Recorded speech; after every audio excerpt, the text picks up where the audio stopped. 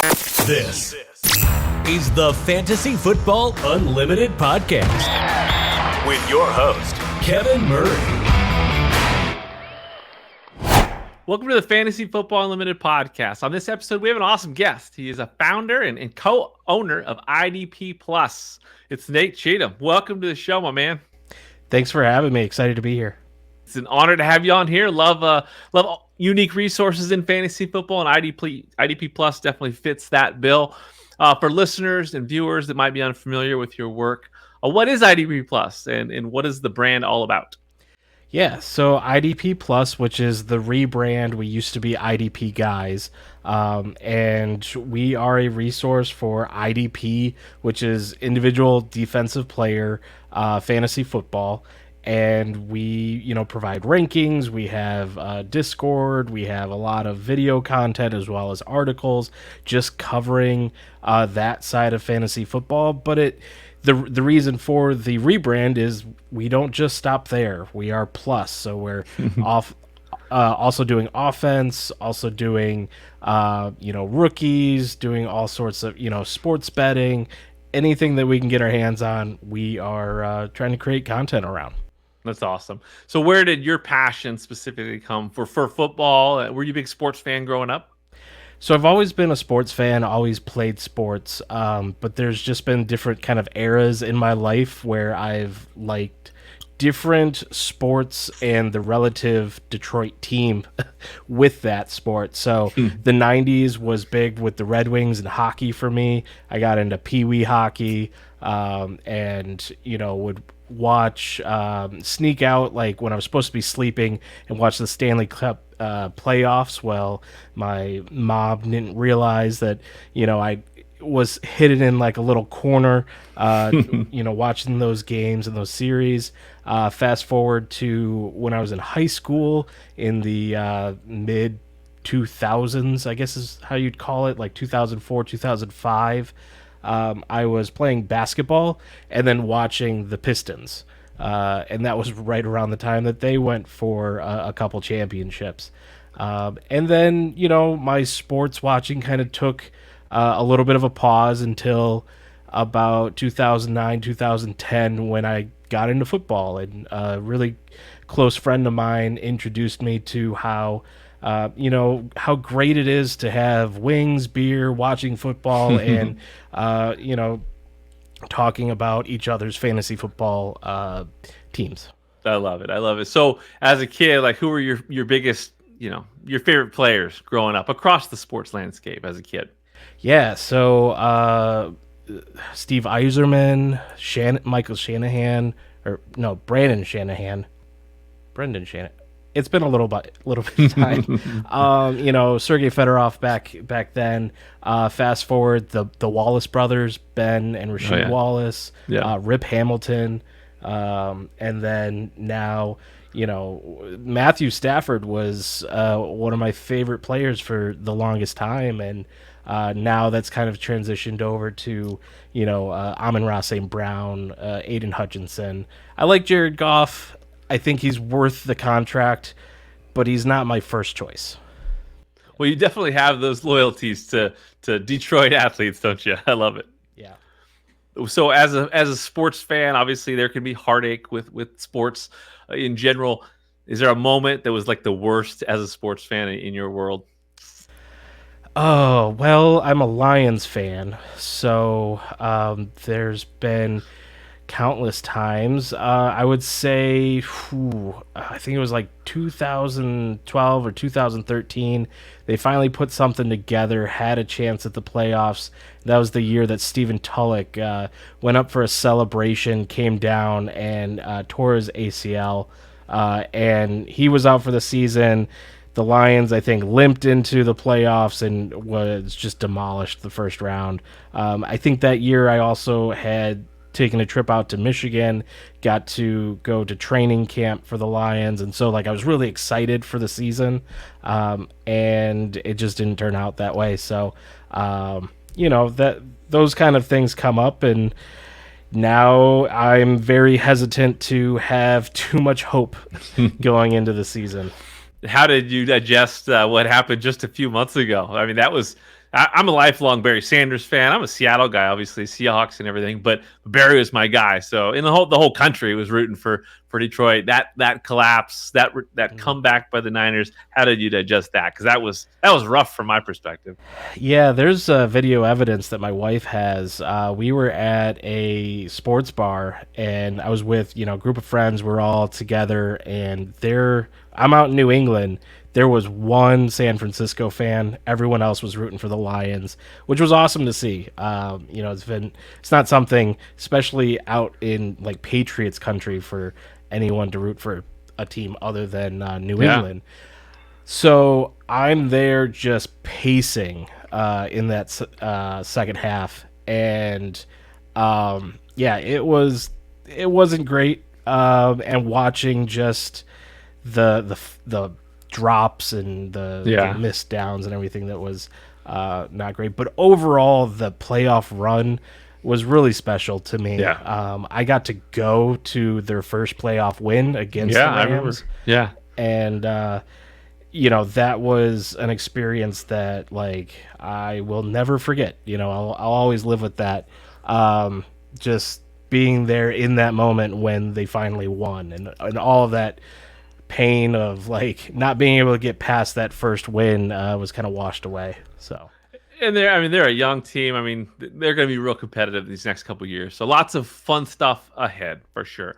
As for your favorite moments as a sports fan, is there one thing that stands out? Well, this is really where I was going to go into that January trip out to Ford Field with my father-in-law, and we had just amazing seats for this whole experience. I could like see just in front of my my section where all of the like celebrities were that ended up on screen and everything, watching that game. And to be honest, I thought in the moment that we were doing better than we actually did. I rewatched the game from my couch about a month later, and I was just like, oh my gosh, we were like a couple plays away from losing that game. So it was tight. That's sports for you. Yeah, your experience with one thing, like watching it live versus watching it on replay, like it's a different experience live, in the moment. I'm sure that was just an infectious time with all the fans, just so much good energy in that stadium. I'm sure it skewed your view of what actually happened pretty good. But yeah, you won, you moved on, and then the heartbreak came. But like I said, good days ahead. I'm hoping the Lions can really find some success next year. Yeah. So when along the way did you discover fantasy sports? So honestly, I first discovered fantasy sports, I should say, when I was in high school. Yahoo had just come around. I don't know what prompted me. I was like I was always on the internet finding random stuff. And so I landed on Yahoo, and my first fantasy teams was actually fantasy basketball, fantasy NASCAR. Hated both of them. I just couldn't figure it out. So I stopped that for the longest time until 2009, 2010, when my buddy, and he's in the fantasy industry, Johnny the Greek, OrangeMan 3142 on Twitter, and I met him at work.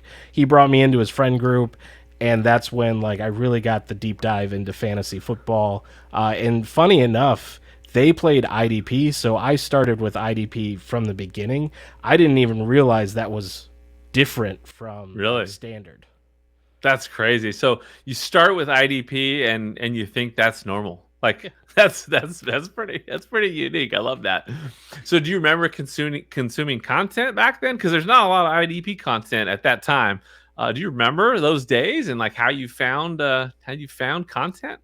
So really, it was a lot of just my research was just reading like ESPN articles, reading just news, like sports news. Football news, yeah. Yeah, and not necessarily fantasy specific. A little later on, a couple of years down the line, I discovered the fantasy footballers, and was listening to that podcast. I was essentially like a pizza delivery guy, and that's how I put myself through college for a few years.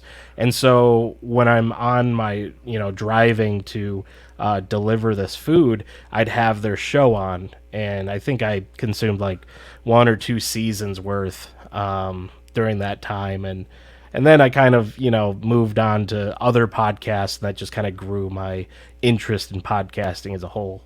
I love it. So when you first discovered fantasy, what was it that hooked you besides the wings and the fear and the good times with the friends? So what really helped was I started my own league, had the friend group join in because they didn't have space for me in their league. They had, high school friends, college friends that were all,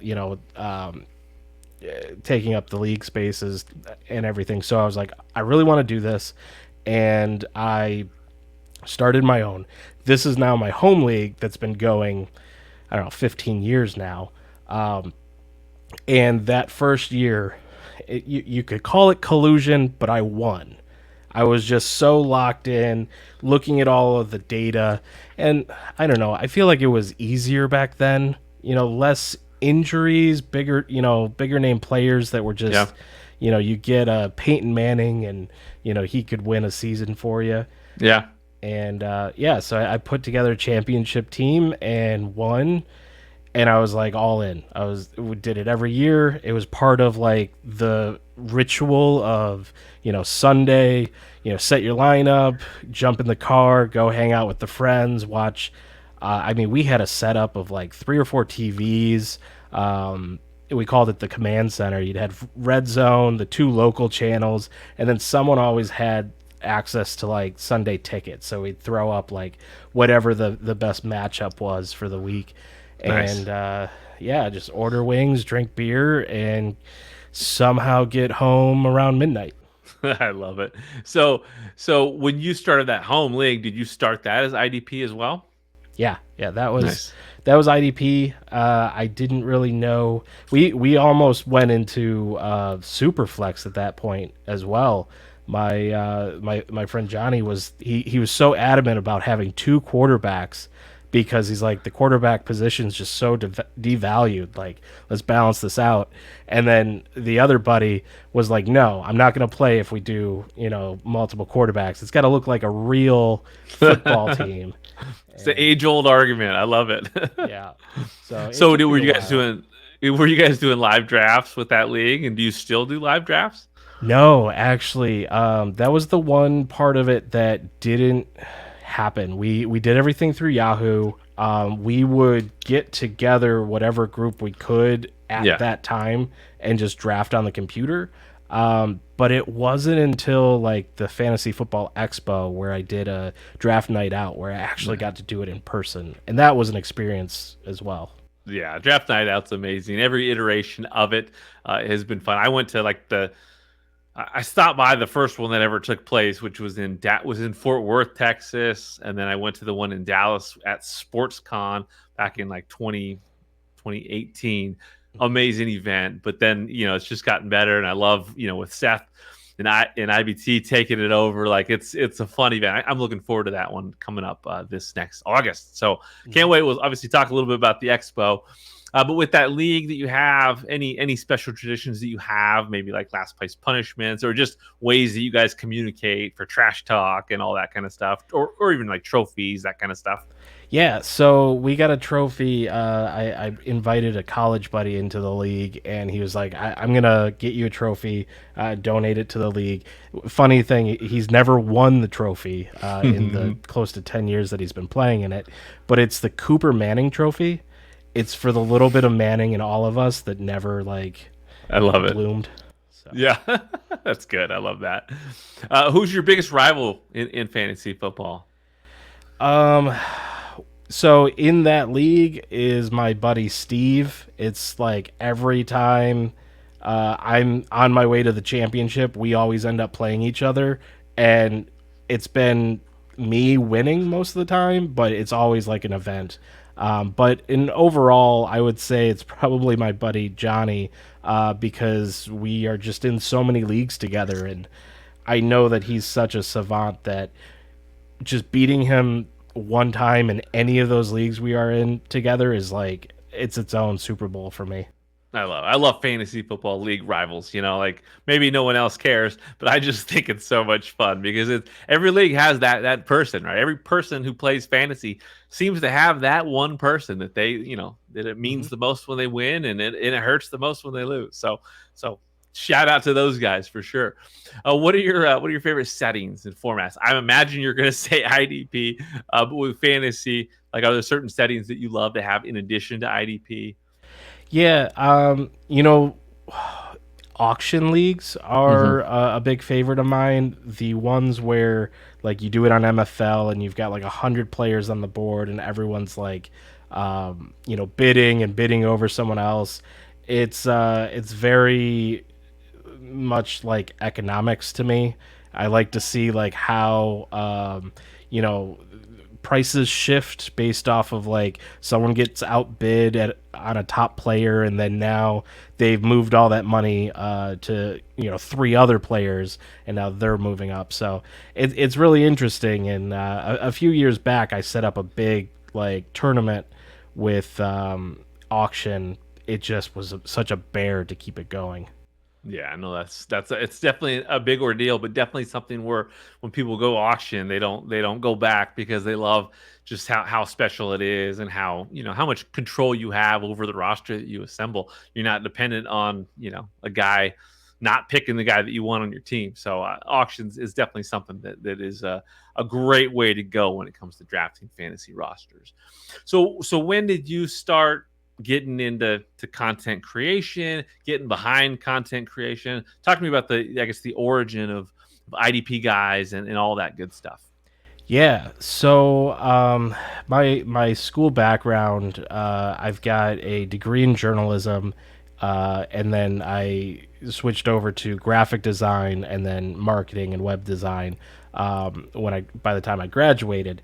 So I had the kind of knowledge and everything to do it, and I was editor of my school newspaper, helped launch a local community newspaper here where I live, and then I got involved with a podcast for the Detroit Lions, and they had a website, and that's where I started like helping them, being the head editor of that website, getting out blog stories about the Lions and everything. So that was kind of my first foray into the sports journalism industry, and I quickly started moving towards fantasy because I helped set up leagues for this podcast, and then I would call in and do like 2 minutes to 5 minutes just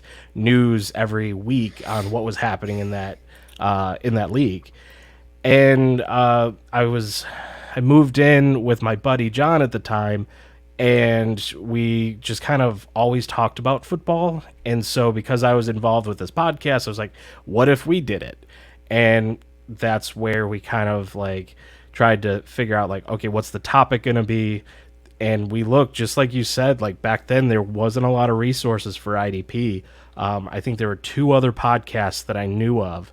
And so we kind of latched onto that idea, and we tried to figure out a name for ourselves. And at the time, it was just the 2 of us. We were guys. We were the IDP guys. That was as much thought as we put into it.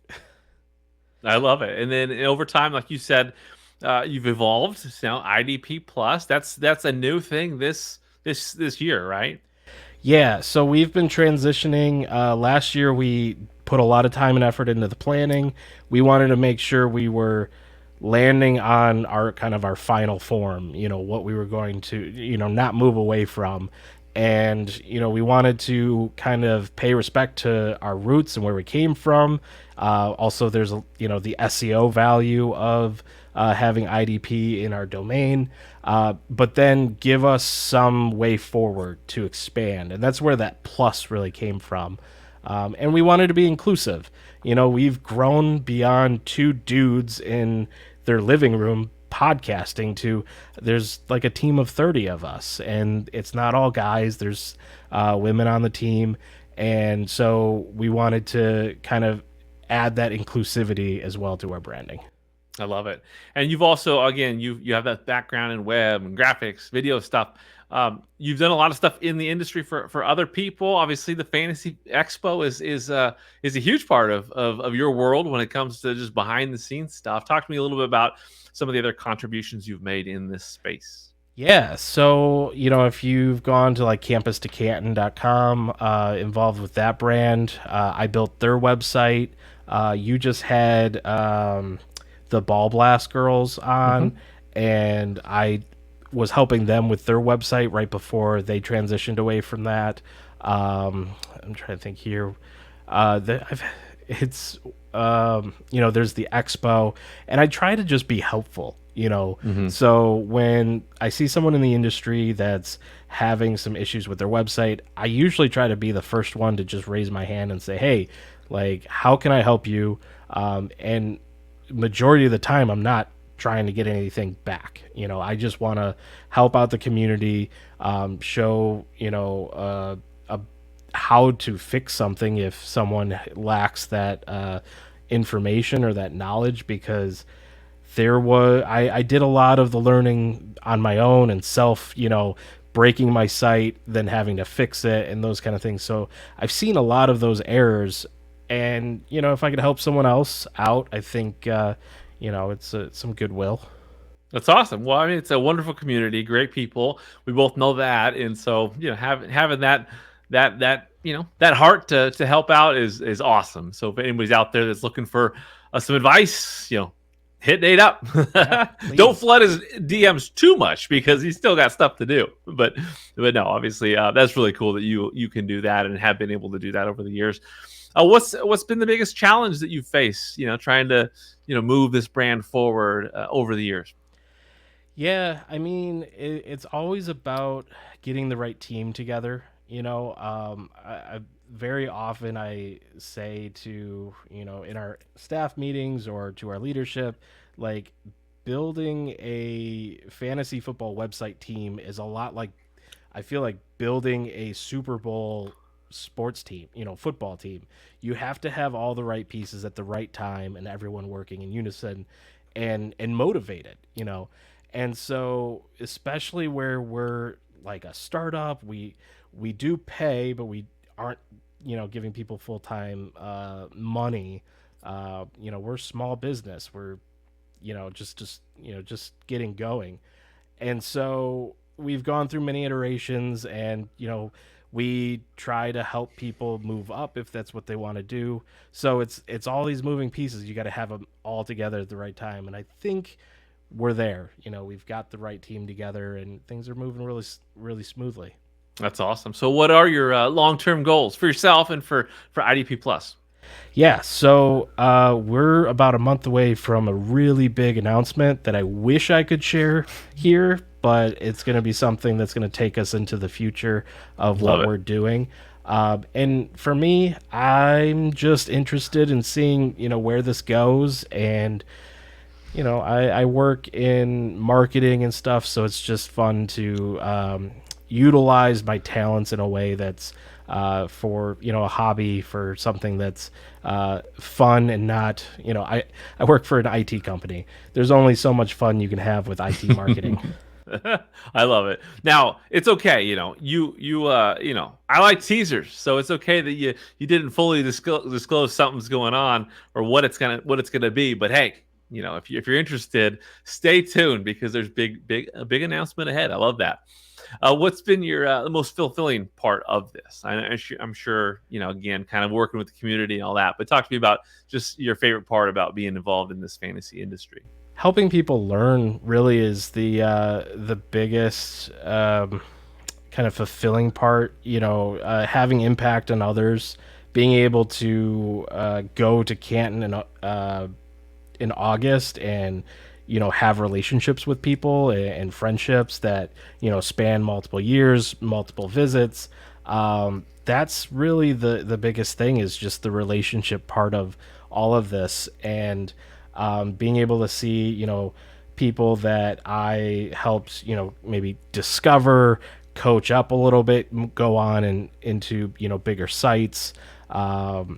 Just kind of seeing the community grow, and I've been involved for close to 10 years now, and it's morphed, and it's a lot different than it used to be. So it's really cool to see all that.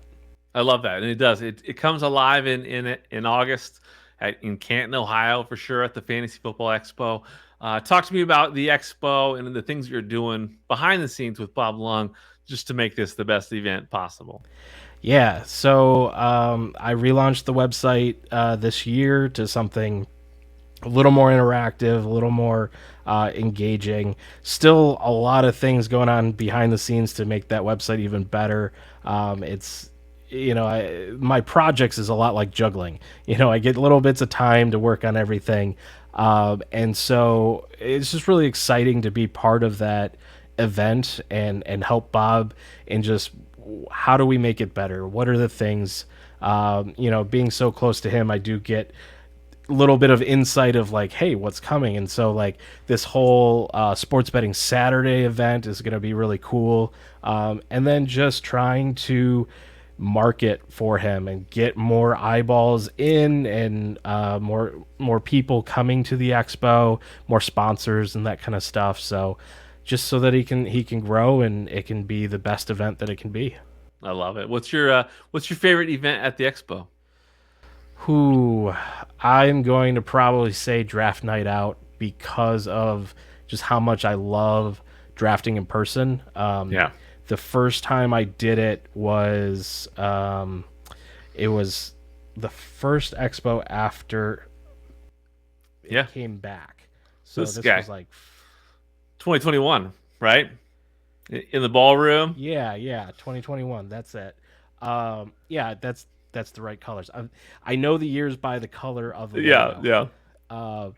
So I joined that. It was just eye-opening how cool it was to just be there drafting. And then so this year I got involved with Seth and IBT, and IDP Plus is sponsoring a IDP league in Draft Night Out. So love it. It's awesome. We'll see. Yeah, Seth's doing amazing stuff with IBT, and I love that collaboration, because that's what it's all about. At the expo, you meet a lot of great people, and it's not just making friendships. You make connections when it comes to the industry. If you're a content creator, so many people that you can meet, and you just never know where that relationship's going to take you. So that's awesome to hear. Have you had a chance to get to an SFB live event yet? Yeah. This will be year 3 for me at the lives. I went to Boston 2 years ago. Okay. Last year was New York, Manhattan, and then I'll do Manhattan again this year. I was trying to hit 2 this year, so do Manhattan and then do Boston. It lined up just about perfectly, because I'll be at the FSGA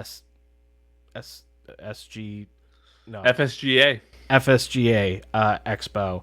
And my wife and I are going to the family reunion the weekend, like right before it. Mm-hmm. And we're flying in and out of Boston. I'm just going to stay in Boston for FSGA. And that Sunday is the Scott Fish Bowl Live. I'm just coming in. My flight's coming in just a little bit too late to be able to make it. I love it. Well, I'll be there at FSGA. I too can't get to that Boston, because it's such a cool timing, and obviously Scott planned that exactly right for FSGA and the date that they picked. That was very strategic.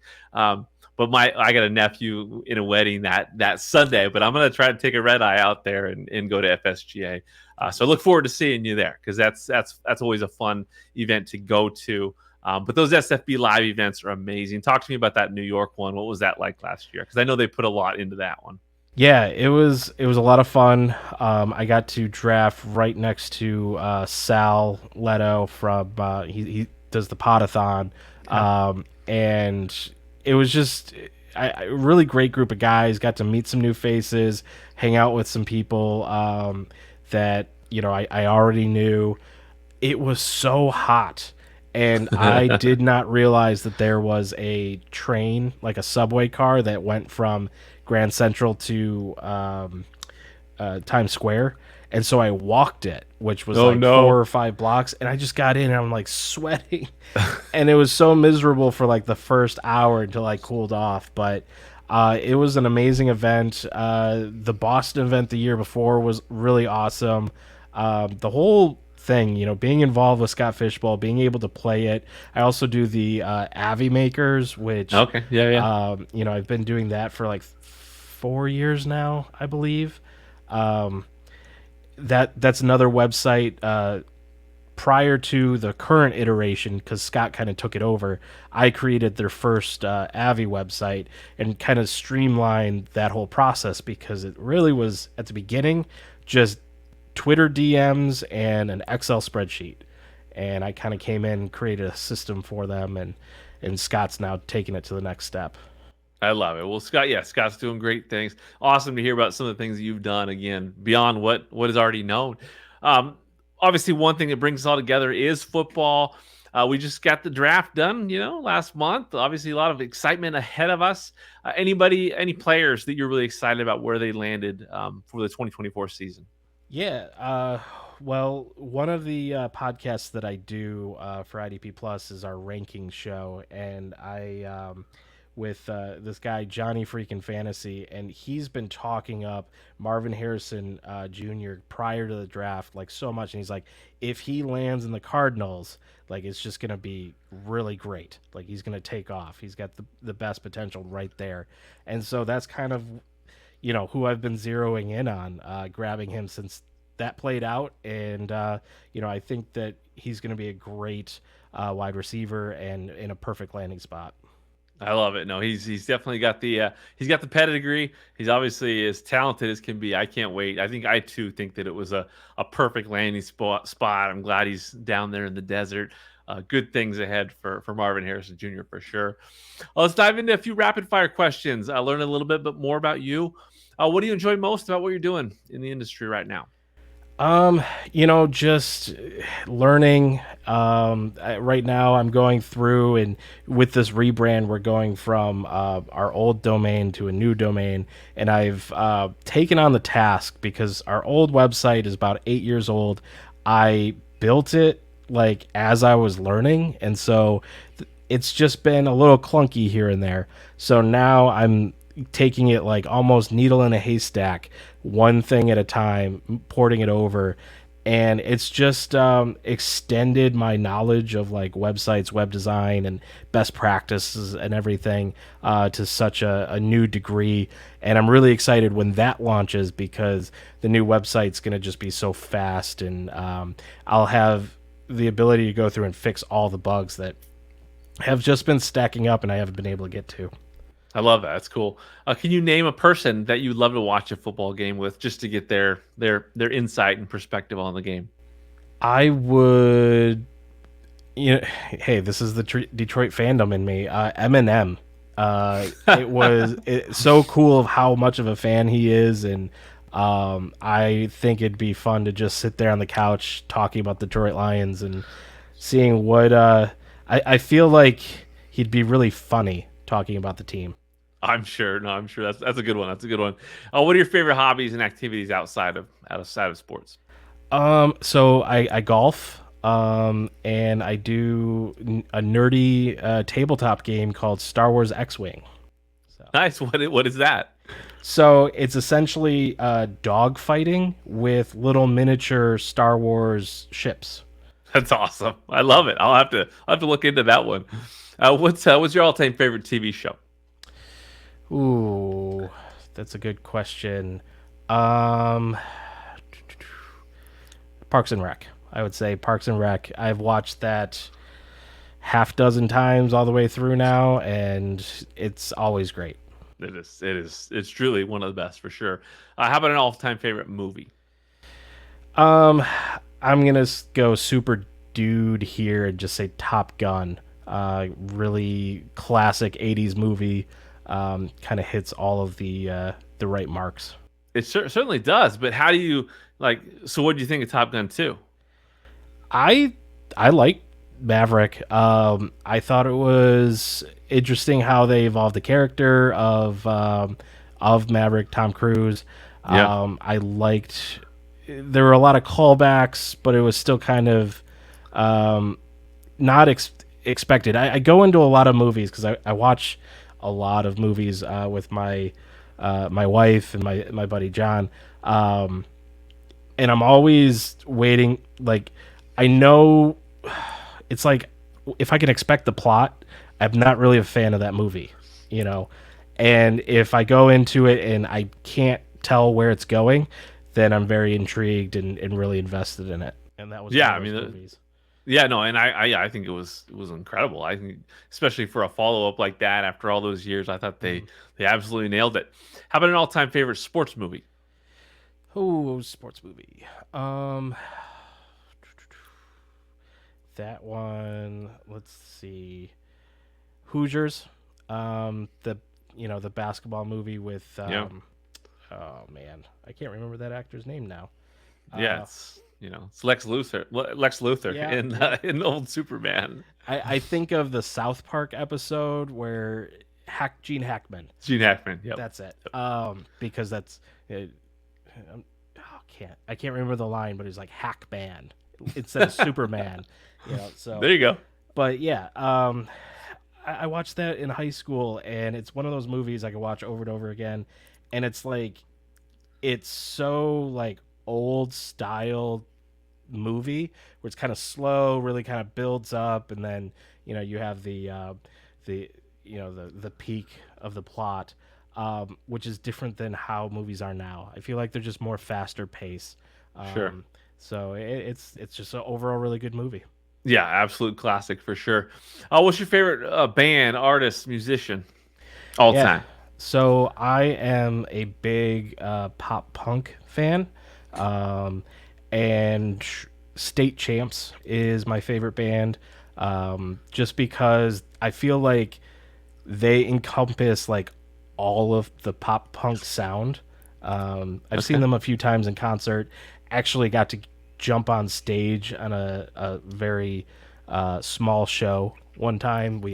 The whole like crowd like rushed the stage. It was an experience for sure. And Nice. pushing 40, it was painful the next day. I bet. I bet. Now, pop punk is like Blink 182? Is that pop punk? Yeah, that's the more pop or the more popular pop punk stuff. Yeah. The Green Day, Yeah. Paramore, Avril Lavigne, that kind of stuff. State Champs is they're still pretty popular, but not quite like at that level. Makes sense. Now, what are you most grateful for at this time? Who, just kind of where I am in life. It's I'm able to do this as a hobby. I'm not struggling. I've got a wife, cats, and a job that I really enjoy doing. Marketing and everything, and being able to kind of think for a living. For the longest time I did like the pizza delivery stuff or restaurant work or manual labor. Where I'm at in my life right now is a lot of working with computers and solving people's problems, so that I'm very grateful for that. I love it. Now, can you name a few people that have had a massive impact on you along the way when it comes to this fantasy community? Yeah. Well, obviously my buddy Johnny, Orange Man 3142. I wouldn't be in football or fantasy football without him. Um, I mean, looking at like Scott Fish, just from the charity aspect that he's brought to the community, as well as uh, being involved with that and seeing like the goodwill of the community and everything. And Bob Lung, my friendship with him, just from through the expo, talking through, just that event and kind of being. It's been about 3 years now that him and I will talk almost weekly about the expo or anything that's going on in the community. And then finally, my business partner, Ricky Rodrigue, he came in 2 years ago into the business, invested in, and I was at a point in my fantasy career that I was kind of ready to give up with everything. It's always been that struggle of putting the pieces together, having the right team, and I was missing that other leadership role where someone could help kind of carry that burden. And he came in and helped organize and really revolutionize what we're doing as a business, to the point that it brought back the passion in me for it. I love that. That's awesome.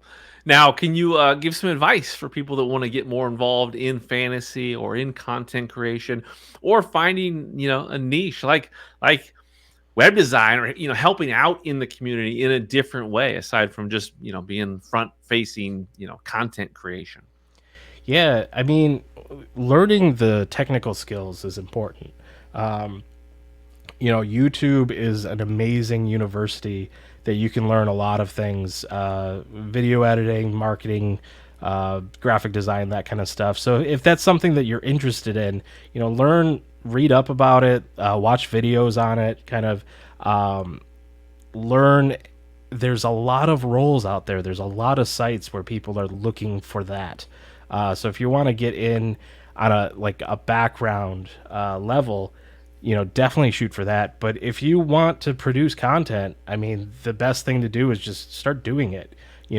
Sign up for, I think there's Medium, there's a few really free sources that you can just quickly get articles and stuff out. I think Twitter now has an article feature, and so you can start creating content, putting it out there for people to consume, and things will follow. You will have people reaching out to you. You will have new followers and grow an audience. It's really kind of become that simple. I mean, even video work, utilize StreamYard. That was the single biggest change technology-wise for me when producing podcasts or videos, because I went from having a whole sound system set up to record and utilizing, I think it was Adobe Audition, to StreamYard. Everyone gets together and you record it, and then you can do whatever you want with it from there. I love it. Great advice for sure. Anything else that we haven't covered that you want to share before we close things out? Yeah, so I did want to say, if the listeners have made it this far and I haven't bored them with my story, reach out to me, and if you're interested in a special promo price for the website, I will give you a subscription if you DM me and say that you've listened to this show and you're interested in the site. I love that. I mean, that's awesome. I love to hear that. Can you tell those listeners where to find you?